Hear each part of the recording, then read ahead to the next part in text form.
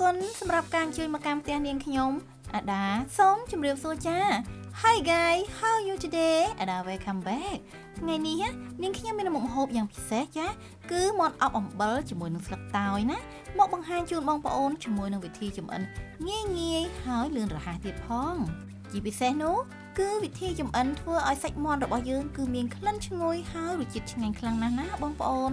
ចាបន្ថែមជាមួយនឹងវិធីធ្វើទឹកជ្រលក់បែបថ្មីហើយរសជាតិឆ្ងាញ់ប្លែកតែម្ដងណាសូមបងប្អូនអញ្ជើញមកទស្សនាជាមួយនឹងខ្ញុំទាំងអស់គ្នាណាតែកុំភ្លេចជួយ like ជួយ share និងជួយ subscribe channel ឲ្យនាងខ្ញុំផងបងប្អូននឹងបានទស្សនានៅមុខម្ហូបថ្មីប្លែកឆ្ងាញ់របស់នាងខ្ញុំជារៀងរាល់ថ្ងៃណាសម្រាប់គ្រឿងផ្សំរបស់នាងខ្ញុំថ្ងៃនេះគឺមានមាន់មួយក្បាលទម្ងន់1គីឡូ2ខាំណាបងប្អូនចាគឺមាន់ស្រែស្រស់មែនតើណាចាជាមួយនឹងគ្រឿងក្នុងដោយសារនាងខ្ញុំទិញមាន់ច្រើនដូច្នេះហើយគឺនាងខ្ញុំបន្ថែមគ្រឿងក្នុងហ្នឹងគឺរៀងច្រើនបន្តិចណាបងប្អូនចាសម្រាប់គ្រឿងផ្សំផ្សេងទៀតណាគឺនាងខ្ញុំមានដូចជាអំបិលគឺយើងប្រើអំបិលគ្រួសបងប្អូនចាគ្រឿងផ្សំពិសេសគឺស្លឹកតើយជាមួយនឹងគល់ស្ក្រៃចាបន្ថែមជាមួយនឹងខ្ញីក៏មានជាមួយនឹងបន្លែខ្ទឹមបារាំងណាបងប្អូនចាហើយចុងក្រោយនេះគឺម្រេចខ្ចីសម្រាប់គ្រឿងផ្សំទាំងនេះគឺយើងប្រើសម្រាប់អប់មាន់ណា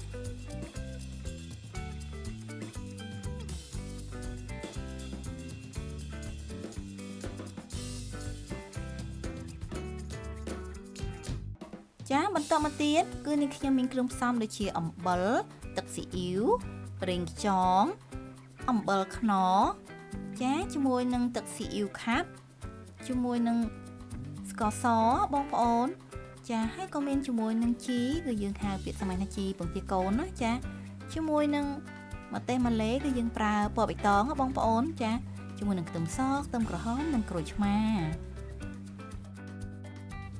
សម្រាប់គ្រឿងផ្សំទាំងនេះគឺយើងប្រើសម្រាប់ប្រឡាក់មាន់ជាមួយនឹងបុកធ្វើជាគ្រឿងទឹកជ្រលក់ណាបងប្អូនចា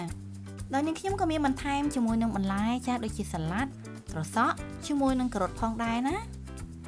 គ្រឿងផ្សំរបស់នាងខ្ញុំបានត្រៀមរួចរាល់អស់ហើយចាតោះបងប្អូនអញ្ជើញមកចម្អិនជាមួយនាងខ្ញុំទាំងអស់គ្នាណាជាដំបូងគឺនាងខ្ញុំចាប់ផ្ដើមរៀបចំមាន់សិនណាបងប្អូនចាសម្រាប់មាន់ថ្ងៃនេះគឺនាងខ្ញុំធ្វើការជ្រៀកជា2ដើម្បីអបឲ្យចូលជាតិបានល្អបងប្អូនសាច់មាន់គឺសម្បូរទៅដោយវីតាមីននិងសារធាតុរ៉ែបងប្អូនសាច់មាន់ដែលមានសុខភាពល្អមិនត្រឹមតែផ្ដល់នូវប្រូតេអ៊ីនគ្រប់គ្រាន់ដល់រាងកាយរបស់យើងប៉ុណ្ណោះទេគឺជួយបង្កើននូវវីតាមីននិងសារធាតុរ៉ែចាំបាច់ទៀតផងវីតាមីន B ដែលមានបរិមាណច្រើនដើរតួនាទីយ៉ាងសំខាន់ក្នុងការផលិតថាមពលនិងការបង្កើតកោសិកាឈាមក្រហមដែលធ្វើឲ្យមានសុខភាពល្អណាបងប្អូនសម្រាប់វីតាមីន D នៅក្នុងស្លាបមាន់គឺជួយក្នុងការស្រូបយកជាតិកាល់ស្យូមនិងបង្កើតឆ្អឹងរបស់យើងឲ្យរឹងមាំណាចាសម្រាប់សារធាតុរ៉ែសំខាន់ផ្សេងទៀតណាដូចជាជាតិដែកគឺចាំបាច់ក្នុងសកម្មភាពសាច់ដុំការបង្កើតអេម៉ូក្លូប៊ីនចានិងការការពារភាពស្លេកស្លាំងរបស់រាងកាយរបស់យើងបានយ៉ាងល្អបងប្អូនចាបន្ទាប់ពីសម្អាតនិងរៀបចំមាន់រួចហើយយើងចាប់ផ្ដើមរៀបចំគ្រឿងសម្រាប់ប្រឡាក់មាន់វិញម្ដងណាចាសម្រាប់ខ្ញីបងប្អូនគឺនាងខ្ញុំចាប់ផ្ដើមហាន់ជាចំណិតតូច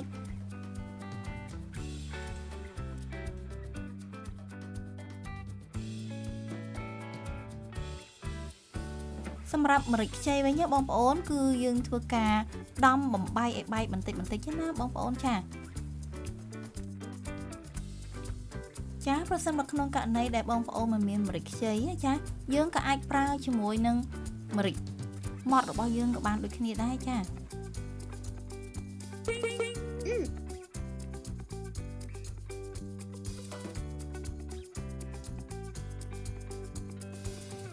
នាងខ្ញុំចាប់ផ្ដើមលាយគ្រឿងផ្សំសម្រាប់ប្រឡាក់មាន់ណាបងប្អូនចាសម្រាប់គ្រឿងផ្សំរបស់នាងខ្ញុំគឺមានដូចជាអំបិលចុងសាភាបាយបងប្អូនសម្រាប់អំបិលខ្នុរគឺនាងខ្ញុំប្រើពាក់កណ្ដាលសាភាបាយចាជាមួយនឹងទឹកស៊ីអ៊ីវគឺ1សាភាបាយសម្រាប់ប្រេងខ្យងវិញបងប្អូនគឺនាងខ្ញុំប្រើ1សាភាបាយសម្រាប់ស្ករសក៏នាងខ្ញុំប្រើចំនួន1សាភាបាយដូចគ្នាណាចាសម្រាប់ទឹកស៊ីអ៊ីវខាប់វិញគឺនាងខ្ញុំប្រើតែពាក់កណ្ដាលសាភាបាយទេចាបន្ទាប់មកគឺយើងបន្ថែមជាមួយនឹងម្រេចខ្ញីចាដែលយើងបានរៀបចំរួចហើយបងប្អូនចាដែលបន្ថែមជាមួយនឹងខ្ទឹមសនិងខ្ទឹមក្រហមដូចគ្នា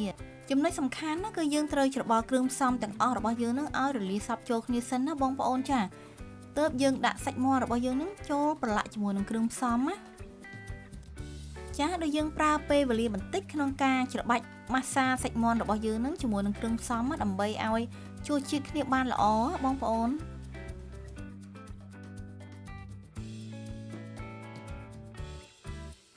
បន្ទាប់ពីយើងប្រឡាក់ហើយបងប្អូនគឺនាងខ្ញុំទុកសាច់មាន់របស់យើងនឹងប្រហែលពី10ទៅ15នាទីសិនណាចា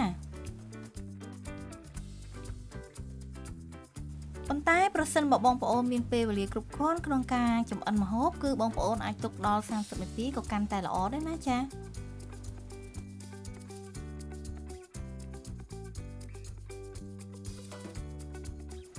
បន្ទាប់ពីប្រឡាក់មាន់របស់យើងរួចហើយបងប្អូនគឺនាងខ្ញុំចាប់ផ្ដើមរៀបចំគ្រឿងផ្សំសម្រាប់ទុកអប់មាន់របស់យើងសិនណាចា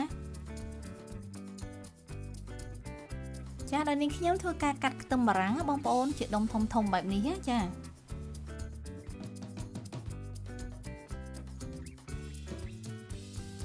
សម្រាប់គល់ស្ក្រេវិញបងប្អូនគឺយើងធ្វើការដំឲ្យបែកបន្តិចទៅណាចារួចហើយគឺយើងធ្វើការកាត់ជា2កង់បែបនេះណាចា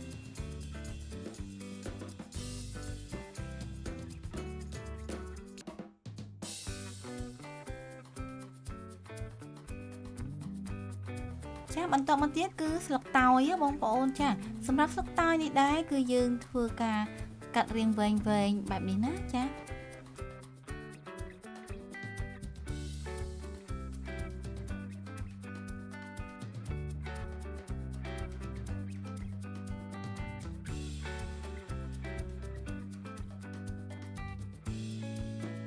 សម្រាប់គ្រឿងផ្សំពិសេសចុងក្រោយបងប្អូនគឺអំបិលក្រួសចាឥឡូវនេះគឺដល់វគ្គចម្អិនហើយបងប្អូនគឺយើងដាក់អំបិលរបស់យើងនឹងសម្រាប់ទ្រាប់បាត់ឆ្នាំងសិនណាចាសម្រាប់បរិមាណអំបិលគឺនាងខ្ញុំប្រើ1ចានចង្កឹះបូកបន្ថែមនឹងកន្លះចានចង្កឹះទៀតណាបងប្អូន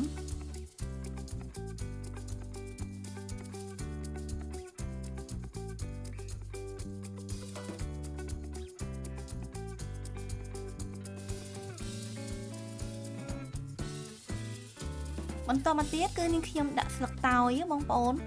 ដើម្បីទ្រាប់ពីលើអំបិលរបស់យើងចា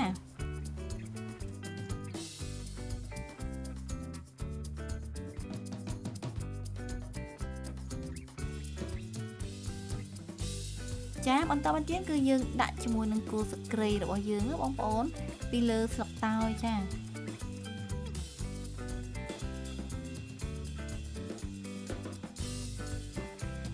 ចុងក្រោយគឺយើងបន្ថែមជាមួយនឹងខ្ទឹមបារាំងបងប្អូនចាយើងរៀបខ្ទឹមបារាំងឲ្យពេញឆ្នាំងរបស់យើងបែបនេះណា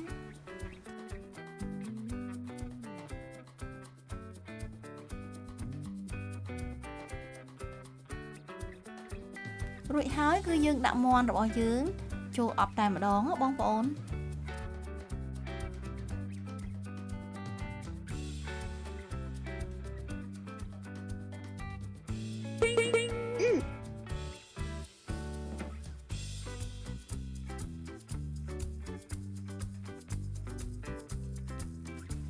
ដោយបន្ថែមទឹកគ្រឿងផ្សំដែលយើងបានប្រឡាក់មាន់អំបាញ់មិញនេះបងប្អូនគឺយើងចាក់ចូលទាំងអស់តែម្ដងណា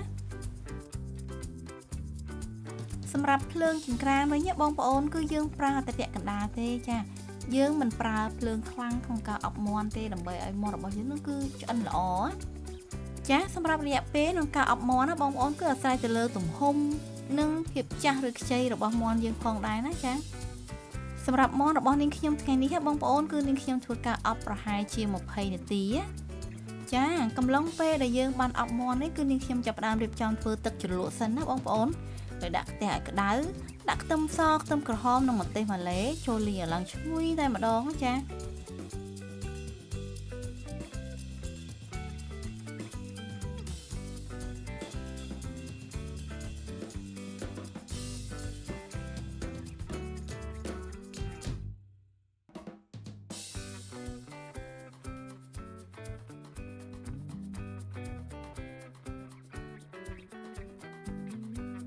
ចាបន្ទាប់ពីគ្រឿងផ្សំរបស់យើងឈ្ងុយហើយគឺយើងយកមកបុកឲ្យម៉ត់តែម្ដងណាបងប្អូន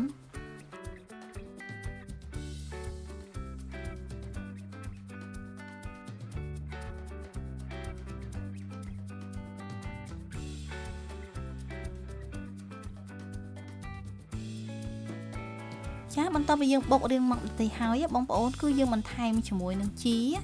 បុកជាមួយគ្នាតែម្ដងណាដែលយើងធ្វើការបុកគ្រឿងផ្សំជាមួយនឹងជីហ្នឹងឲ្យម៉ត់ណាបងប្អូន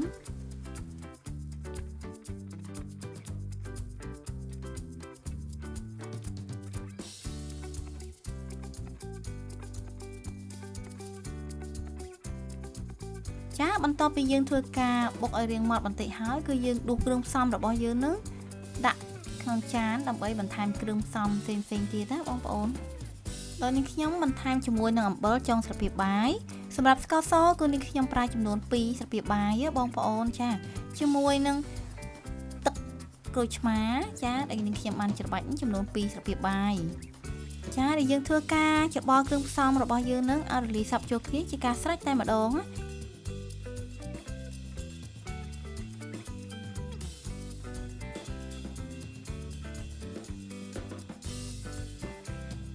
សម្រាប់រសជាតិណាបងប្អូនណាអាចបន្ថែមបន្ថយទៅតាមចំណង់ចំណូលចិត្តណាបងប្អូនចាសម្រាប់ទឹកជ្រលក់នេះណា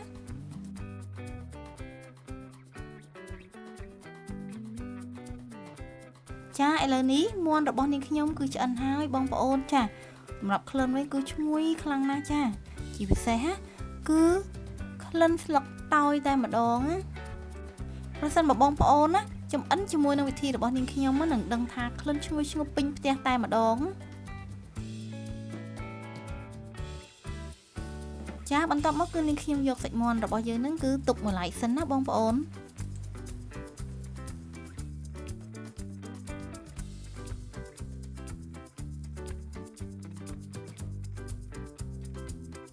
សម្រាប់ក្បាច់ពិសេសចុងក្រោយបងប្អូនក្នុងការចម្អិនរបស់នាងខ្ញុំថ្ងៃនេះគឺយើងដាក់ខ្ទះឲ្យក្តៅចាសម្រាប់ភ្លើងចង្ក្រានវិញគឺយើងប្រើតែបន្តិចទេណាបងប្អូនចាបន្ទាប់មកគឺយើងយកមាន់របស់យើងនឹងមកដាក់ចៀនណាបងប្អូនដើម្បីឲ្យសាច់មាន់របស់យើងនឹងគឺក្រៀមល្អ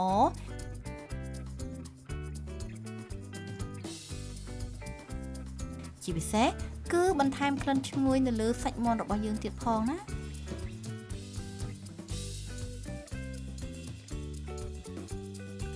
កុំភ្លេចចម្អិនញ៉ាំទាំងអស់គ្នាណានាងខ្ញុំធានាថាឆ្ងាញ់ជាប់ចិត្តតែម្ដងណាបងប្អូន